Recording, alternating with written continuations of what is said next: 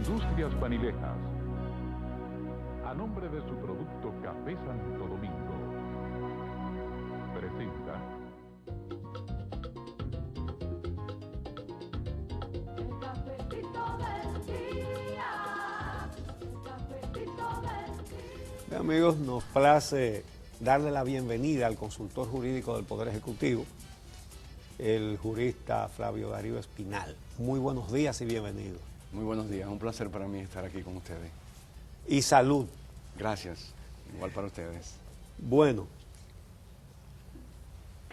la comisión de la que tú formas parte rindió en un mes el informe que le pidió el presidente Danilo Medina sobre el negocio de los tres brazos, que consistió en que Corde le vendió aparentemente el barrio de los Tres Brazos a una empresa privada a un promedio de 62 pesos el metro, a una empresa que se la estaba vendiendo a los pobres que viven ahí hasta a 4.500 pesos, 2.500, 3.000, 3.500, hasta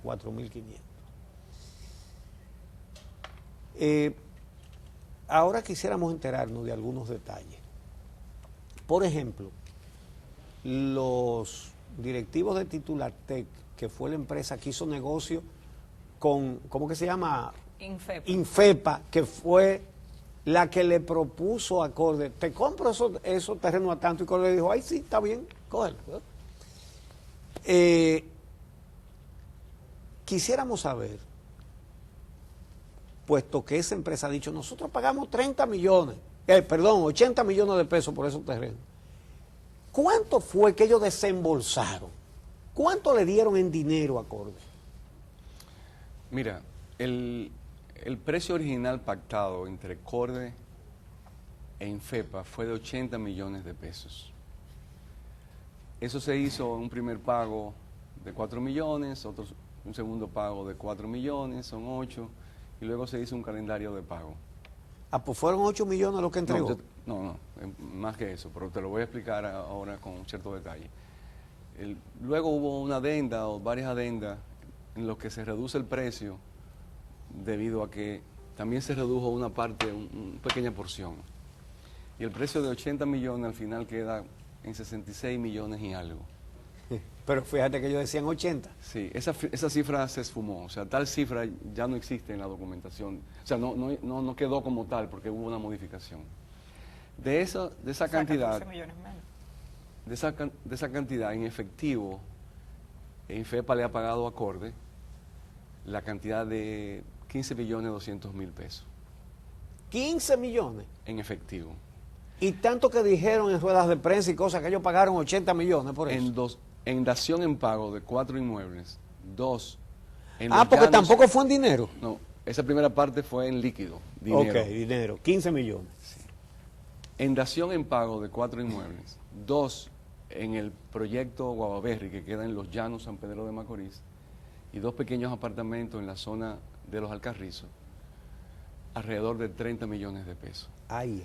Ahora, ese precio se fijó por una tasación que llevó la misma empresa privada. Sí, es decir, que esa empresa le dijo a Corde cuánto le daba por los terrenos de Corde y después le dijo en cuánto le daba lo de ellos. El precio para comprarle y venderle a Corde lo ponían ellos y Corde simplemente aceptaba. Correcto. Del precio todavía queda pendiente de pago, asumiendo los 15.200.000 en líquido, en efectivo, 30 millones y algo en dación en pago de esos 4 inmuebles, que dicho sea de paso, los 2 apartamenticos de la zona de los Alcarrizos fueron a su vez pagados a una ejecutiva de la empresa porque se le pagó como gestión de venta de las primeras parcelas, porque ella hizo gestión de venta para vender esas parcelas que la compró la empresa a la cual ella estaba vinculada, o sea, como comisionista de eso, o sea, que los apartamentos volvieron a manos de ella. Y quedan pendientes de pago. Uepa. Quedan pendientes de pago 21 millones y tanto que se sustenta en un pagaré notarial que está ventajosamente vencido y que no ha sido redimido. O sea que decir que a Corde le pagaron 80 millones de pesos y que ese dinero en todo caso habría que devolverlo, no es correcto. Pero tengo entendido que entre los 4 apartamentos, además de que 2 de ellos nunca pasaron un acorde porque ellos mismos se lo pagaron como comisión, los otros 2 yo creo que tienen problemas, están hipotecados, ¿o no? Cuando el Corde los recibe en pago, tenían inscripciones hipotecarias. Lo que pasó con esas inscripciones hipotecarias, te confieso que no te puedo dar el detalle. Corde, en los registros, o sea, ellos aportaron esa documentación de esos pagos y nosotros hasta el último día estábamos registrando la información que podíamos comprobar. Lo que tengo entendido que esos 2 inmuebles de Guavaberry, Corde los pagó más adelante a acreedores de Corde, a terceras personas respecto de los cuales Corde tenía deudas. O sea, yo recibo esto y lo pago más adelante. Lo que quiere decir, Uchi, para redondear este aspecto de la temática, es que la cifra de 80 millones ellos no pueden decir. Además, Corde pagó 11 millones y algo de pesos a 2 agrimensores para que hicieran el proceso de deslinde, subdivisión y deslinde de la gran parcela. Son 3 parcelas, una, la 163-A-2. Cosa que la gran Titulatec ha alegado en todo momento que lo hicieron ellos. Bueno, en el expediente nosotros tenemos las facturas de los 2 pagos que hizo Corde a 2 agrimensores. 5 millones y algo, dan alrededor de 11 millones y tanto de pesos por el trabajo de subdivisión y de deslinde y subdivisión. Además, la solicitud hecha al Tribunal de Tierra para que se procediera al deslinde y a la subdivisión, quien lo formula es Corde, no la empresa privada. De modo que si tú que sometes el requerimiento de subdivisión, de deslinde y subdivisión, encima de eso paga a 2 agrimensores que hicieron el trabajo, 11 millones, la conclusión es que el proceso lo llevó a cabo Corde. De hecho, en ese proceso es que el Tribunal de Tierra reconoce no solamente ese deslinde y subdivisión, sino que lo reconoce a ellos como adquiriente, a Infepa me refiero, que es la que hace el trato con Corde, porque Titulatec nunca ha hecho un trato directamente con Corde. De modo que Corde, de lo que recibe en líquido, tiene que desprenderse de 11 millones para hacer el deslinde, y ellos al final reciben 4.000 y tantos títulos individuales. Bueno, eso es en total, porque ellos recibieron como 3.600, 3.900 títulos individuales, de los cuales ellos han vendido aparentemente, según las estadísticas que ellos presentaron, 600 y pico de solares, 614. Alrededor de 79.000 metros cuadrados.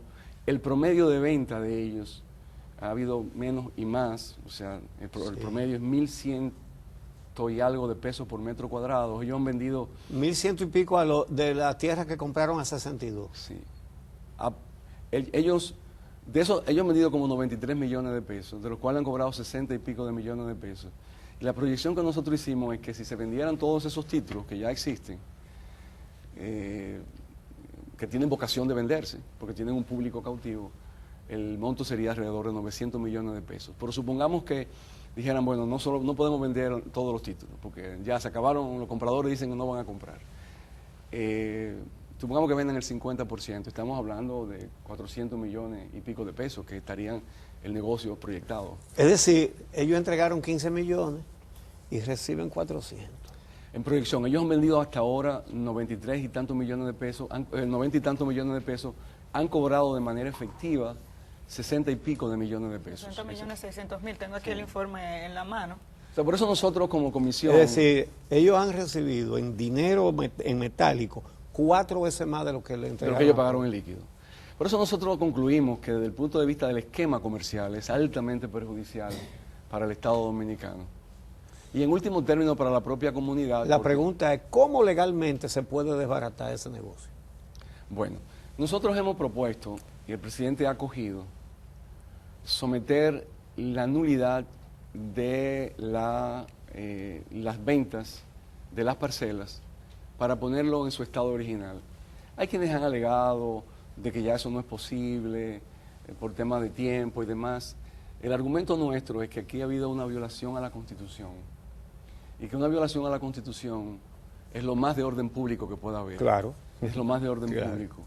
no puede prevalecer una decisión basada en una violación no a la puede, Constitución. no puede prevalecer un acuerdo entre partes cuando ha habido una violación a la Constitución. En este caso, la violación se sustenta en el hecho de que esos terrenos que pertenecían originalmente a dos empresas bajo la sombrilla de Corde, Doinca, que era una empresa de calzado, y la fábrica de cemento, esos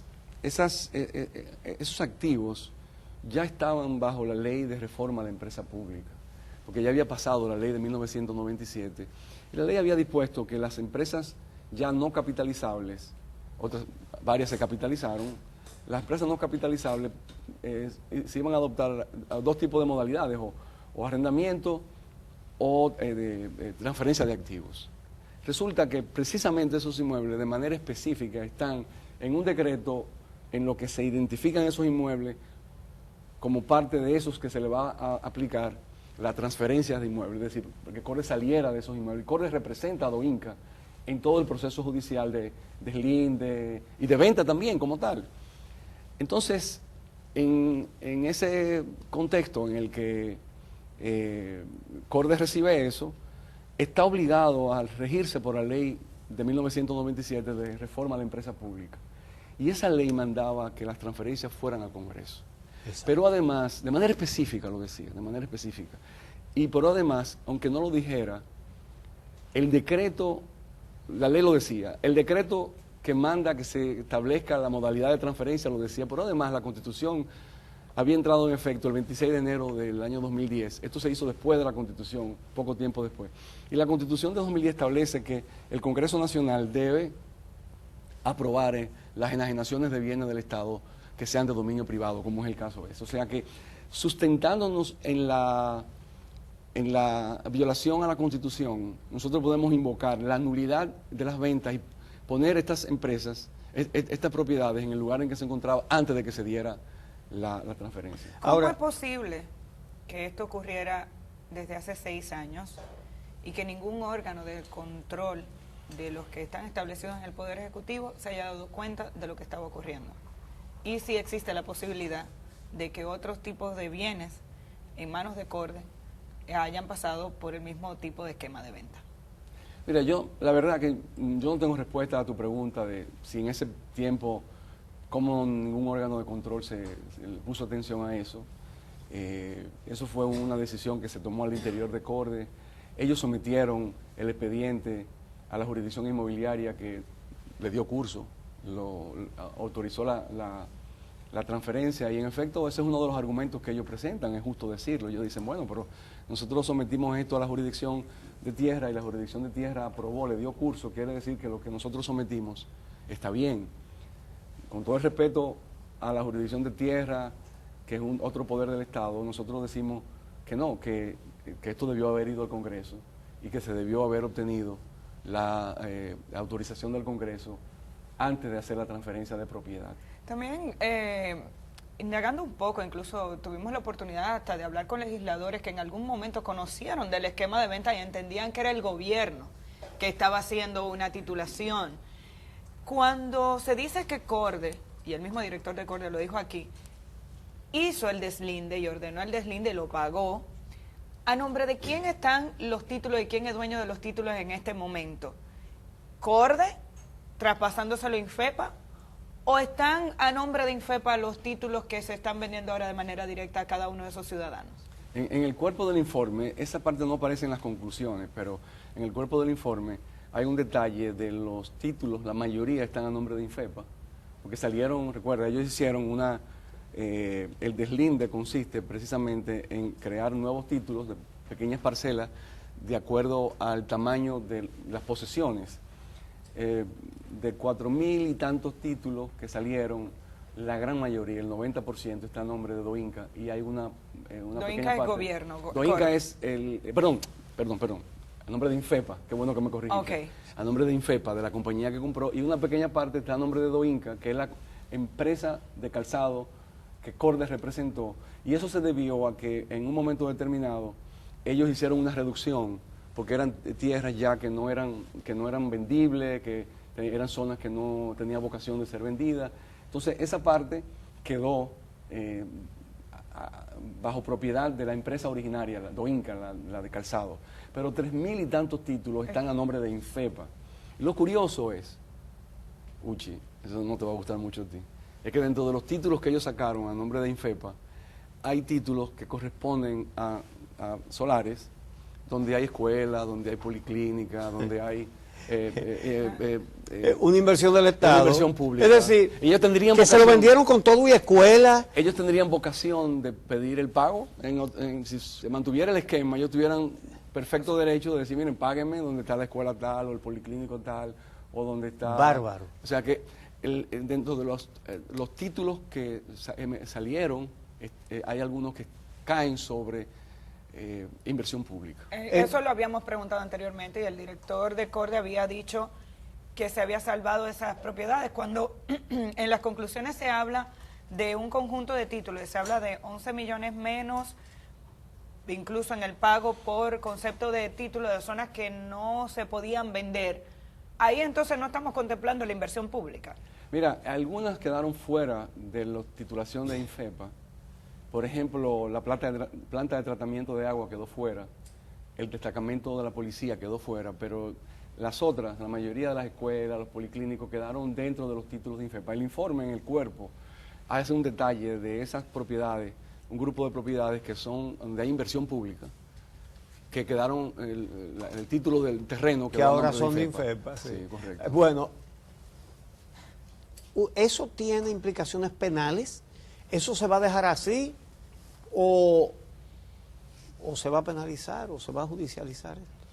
Mira, el enfoque que tuvo la comisión con respecto a ese tema es el siguiente. Nosotros no somos fiscales, ni podíamos actuar como tales porque esa no es nuestra función, ni podíamos usurpar esa función.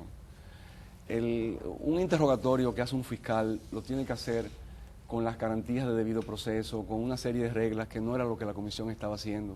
La comisión entrevistó a todo a quien pensó que tenía que entrevistar y a todo aquel que se acercó a la comisión. Fue haciendo un levantamiento con una cronología desde el día 1 al día en que nosotros cerramos ese informe. Nosotros sí recomendamos que el expediente vaya al Ministerio Público para que el Ministerio Público determine en una investigación si la responsabilidad penal de algunos, ya sea del sector público o del sector privado, está comprometida. De modo que nosotros no podíamos pasar de ahí. Honestamente te lo digo, no era nuestra función.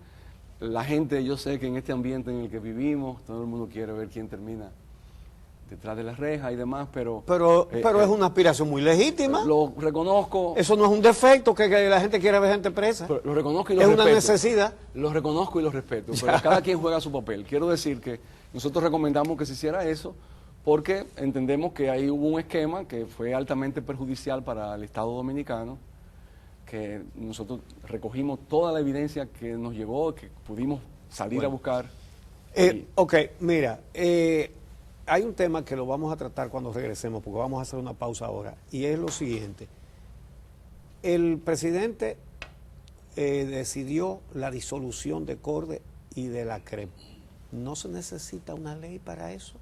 Queda la pregunta para cuando regresemos.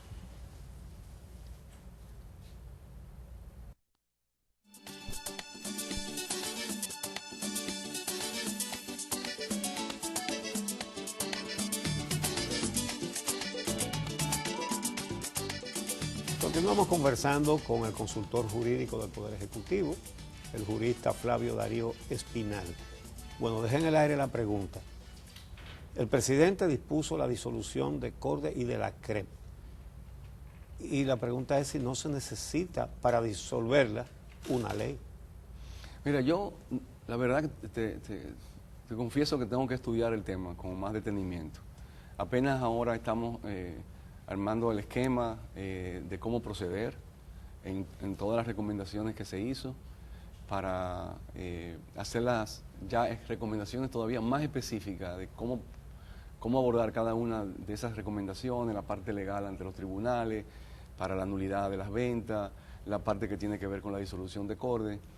Yo no tengo una respuesta en este momento, tengo que serte sincero. Si fuese necesario, bueno, preparamos la ley y la mandaríamos al Congreso y estoy seguro que el Congreso la acogería positivamente. pero ahora mismo no podría decirte. Lo primero que vamos a hacer, evidentemente, es un inventario del estado de situación, tanto de los activos como de los pasivos de Corde, no lo conocemos del todo, y de la situación laboral de sus empleados y demás. O sea que por ahí se empieza, vamos a ver el régimen legal aplicable, la propia ley de reforma a la empresa pública, que la CREP como burocracia ya prácticamente no existe, porque parte de esa, digamos, el personal y eso, eventualmente pasó a FUNPER, que es el fondo que administra las acciones del Estado en las empresas capitalizadas, pero también hay que darle finiquito a la parte de la CREP. ¿En qué situación se encuentra el director de Corde en este momento? No, activo, normal. Sí, yo de mi parte no he tenido ningún tipo de contacto con él. ¿Qué recomendación de manera específica le da el Poder Ejecutivo a la gente de los Tres Brazos? Es decir, después que se dijo, se paraliza cualquier venta, cualquier negocio, en lo que el Estado rinde un informe. Okay, el Poder Ejecutivo y el presidente acoge las recomendaciones. Mientras tanto, hay gente que tiene préstamos con el Banco de Reserva, o algunos pudieron comprar directamente a Corde, pero hay gente que tiene un préstamo con el Banco de Reserva, algunos de los cuales ni entienden bien por qué le están cobrando mora en el banco. O sea, gente que nos manifestó en el programa especial que decía, pero yo no sé si yo me atraso, ¿por qué me cobran? O sea, que hay gente que no tiene claro ni siquiera el esquema de negocio en el que está metido. ¿Cuál es la recomendación en este momento ante esta situación? Sí, esto es sumamente importante porque la idea es que esas personas que adquirieron sus inmuebles, ya eran ocupantes y ahora son titulares de la propiedad, no queden desamparadas legalmente. Eso es importante que ellos lo entiendan, no queden desamparadas. Ahora, aquí vamos a tener que a trabajar en un protocolo para llegar a un entendimiento con ellos, para que entiendan que va a haber un periodo en que ellos van a tener que esperar que los títulos vuelvan a su situación original, ya esté el Estado en capacidad ya de hacerle una transferencia a ellos y formalizar la transferencia a ellos ya con un título que nosotros entendemos sano. Lo vamos a hacer con un cobro mínimo. Ahí voy con eso. Bueno, la disposición es que haya un estudio socioeconómico de la comunidad. Hay personas que pueden pagar y hay otras personas que no pueden pagar, y que entonces ya con un criterio de servicio público, no de regalarle a cualquiera un terreno, ni mucho menos, que se ha querido distorsionar esa idea, pero sino a precio asequible o a personas que no pueden pagar absolutamente nada, el Estado tendrá que cargar con eso.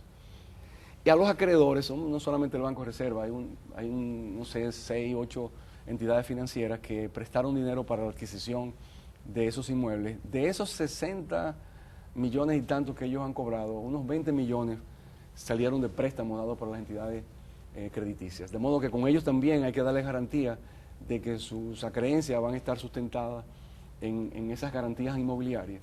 Pero aquí hay también que entender que una de las cosas que descubrimos, ya fue un trabajo mucho más técnico, es que hay que hacer correcciones desde el punto de vista técnico catastral, porque los técnicos de la Comisión Permanente de la Titulación de Terrenos del Estado, que se desplazaron allá, hicieron un muestreo del lugar para que fuera representativo, dieron con la conclusión de que no hay errores en cuanto a desplazamiento. O sea, tú tienes un título que corresponde supuestamente a esto y sin embargo... Los agrimensores que cobraron 11 millones de pesos cometieron errores. Que está mal hecho no hay una correspondencia entre el título que está descrito y lo que está ahí.